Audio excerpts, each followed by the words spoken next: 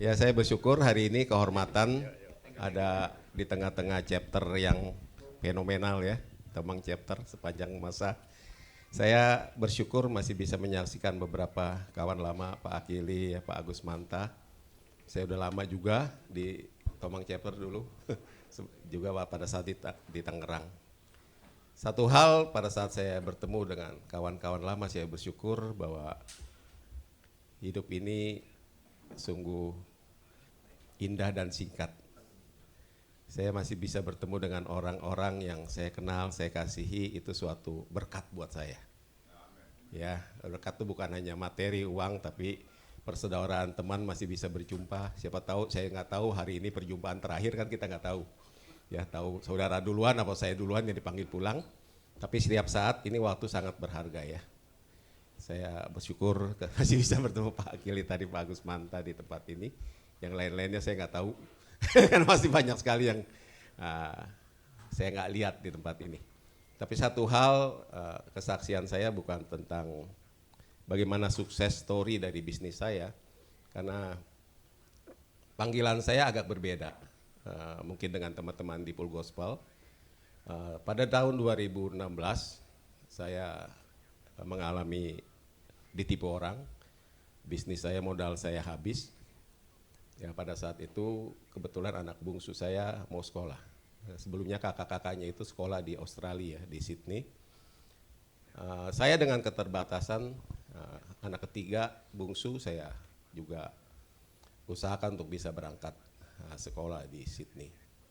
Singkat cerita, pada waktu itu dalam keterpurukan saya diajak suruh datang ke Australia, ke Sydney khususnya. Pada saat itu saya nggak mau karena memang uang habis, benar-benar habis, dan bayar utang aja udah sulit gitu. Apalagi harus pergi ke Australia ya, dolarnya mahal. Tapi aneh bin ajaib, sampai detik terakhir kan waktu itu ada tiket promosi. Saya akhirnya detik terakhir dimintain KTP sama anak saya kasih. Detik-detik terakhir. Sebelumnya saya selalu nolak, nggak mau. Rupanya ada rencana Tuhan yang besar, khususnya dalam kehidupan saya. Saya pergi, singkatnya tiba di Sydney, Australia. Pada hari Minggu saya datang ke gereja Exclamation waktu itu di Sydney, ketemu dengan wakil gembala. Pada saat itu saya ditanya, Bapak dari mana? Saya bilang dari Indonesia.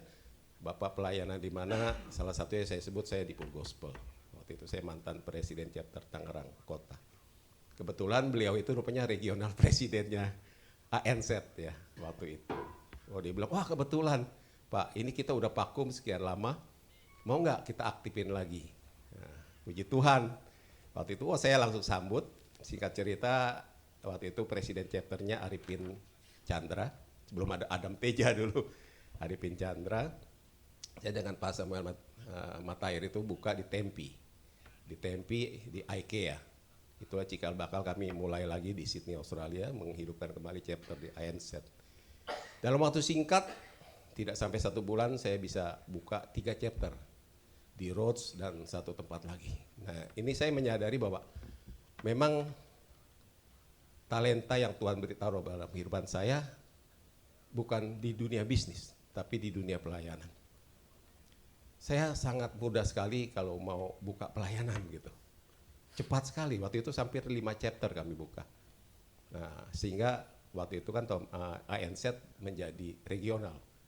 Ya, dulu kan Pak Vincent sebagai special force dibentuk di sana. Saya dengan Pak HG Kwetiau, dengan Pak Dennis Firmansyah, dengan Pak pengacara itu John Thompson, dengan Pak, ada beberapa lah yang kita merintis akhirnya di Sydney, Australia. Singkat cerita berkembang menjadi regional sendiri. Nah, terus mereka lah yang melanjutkan sampai sekarang jadi regional. Dan waktu itu Pak Adam Teja salah satu orang yang saya fasilitasi. Karena dia 3 kali datang pada saya waktu itu, Pak, pakai tempat saya punya kafe di Upper Room ya, di George Street, Pitt Street, di Pitt Street. Dibilang pakai, nggak usah bayar. Sekali datang sih bilang, aduh sorry ya, kita udah buka 5, 2 aja masih pengurusnya belum ada. Saya bilang sorry, kita belum siap. 2 kali datang bicara lagi seperti itu, ketiga kalinya dibilang, Oke Pak, saya yang jadi presiden ya katanya. Puji Tuhan ya, kita lihat sekarang INZ di bawah pemimpinan beliau, Tuhan pakai caranya yang luar biasa. Sekarang udah berkembang, bahkan beliau sekarang dengan Pak Vincent sedang melayani outreach global ya, global outreach untuk internasional.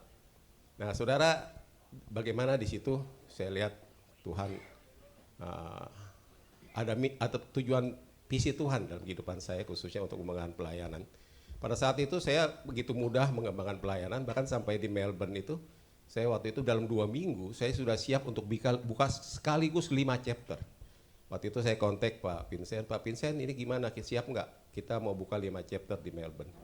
Dia bilang, aduh Pak, hubungin presidennya di sana. Saya hubungin presiden di Melbourne, waktu itu pengusaha komputer, waduh Pak, saya nggak ngerti, kurang ngerti full gospel kata dia.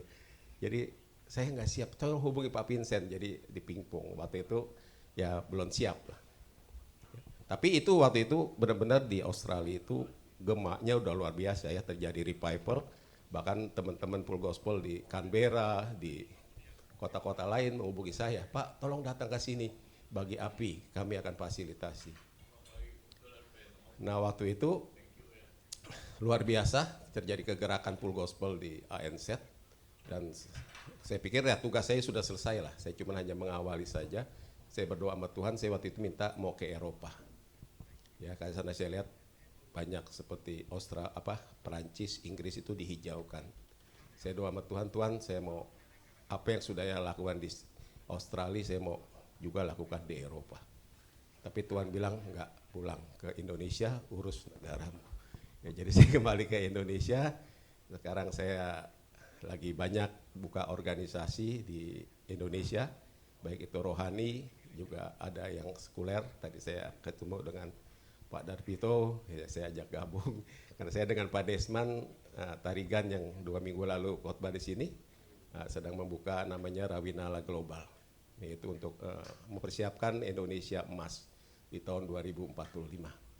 Nah inilah saudara, kita bagaimana Tuhan bekerja sesuai dengan panggilan talenta kita. Ya, mungkin saudara ada yang dipanggil di bisnis, di daerah lain, tapi yang penting kita melakukan pekerjaan Tuhan. Karena saya pikir tadi Tuhan selalu ingatkan saya tentang firman-Nya bahwa makananku adalah melakukan kehendak Bapa dan menyelesaikan pekerjaannya.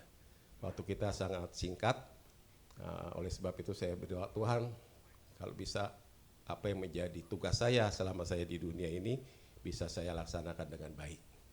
Ya, karena saya juga bilang anak-anak saya, kamu harus utamakan Tuhan Yesus. Sebab tanpa Tuhan Yesus Kristus, kita tidak punya apa-apa. Sebab pangkat kita di dunia ini, jabatan kita, harta kita, semua akan kita tinggalkan. Tanpa Yesus kita nol, nothing. Tapi saya bilang kalau dengan Yesus, besok kamu merintah bersama Dia. Kerajaan surga dan bumi milik kita. Bersama Yesus kita kaya, kita akan memerintah, tapi tanpa Yesus kita binasa. Saya bersyukur Tuhan tidak pernah lalai menepati janjinya. Yang saya khawatirkan adalah bagaimana hidup di Australia jauh dari orang tua. Saya mengkhawatirkan tentang iman anak saya. Kebetulan hari ini warisan iman, ini pas sekali ya. Nanti mungkin hambanya akan menjelaskan lebih lanjut. Kekhawatiran satu, hidup di luar negeri, jauh dari orang tua, anak saya akan menjadi sekuler, ya kan? Karena tahu sendirilah di luar negeri kerja, time is money. Saya cuma berdoa sama Tuhan, tapi luar biasa cara Tuhan. Banyak masalah yang dihadapi oleh anak-anak saya doakan selesai. Itu masalah sakit penyakit, masalah di pekerjaan, atau di urusan manapun juga. Pada saat dia cerita sama saya, minta tolong, saya doakan, dan itu terjadi. Tuhan tolong, sehingga iman mereka bertumbuh, dan puji Tuhan, enggak disangka-sangka mantu saya di Sydney, Australia sudah melayani di gereja sebagai guru sekolah minggu. Terus si bungsu juga melayani sebagai singer. Jadi, aduh luar biasa saudara. Benar saya alami bahwa firman Tuhan mengatakan carilah dahulu kerajaan Allah dan kebenarannya, maka segala sesuatu akan ditambahkan kepadamu. Saya benar-benar full time memberikan diri saya kepada Tuhan di mana Tuhan mau. Tapi Tuhan luar biasa berkati. Saya bukan dari latar belakang orang kaya, saya sekolah juga orang tua cuman bisa sekolahin saya sampai SMP, saya harus bekerja sampai tamat STM. Tapi benar-benar kalau seperti sekarang ini saya luar biasa bisa menyekolahkan 3 putri saya di Sydney, Australia. Dan bahkan di tengah krisis seperti sekarang ini, kemarin 2 anak kami sudah membeli rumah yang kedua di Sydney, Australia. Dia beli punya rumah agak di pinggir kota. Kemarin baru bulan lalu dua-duanya beli rumah, yang satu di Central Coast, yang satu lagi beli di dekat city, rumah yang ada kolam renangnya. Saya cuma bilang, Tuhan kau luar biasa. Karena firman-Mu berkata, barang siapa yang setia pada Tuhan, anak cucunya akan perkasa di bumi. Mungkin itu saja kesaksian dari saya, terus be strong in the Lord.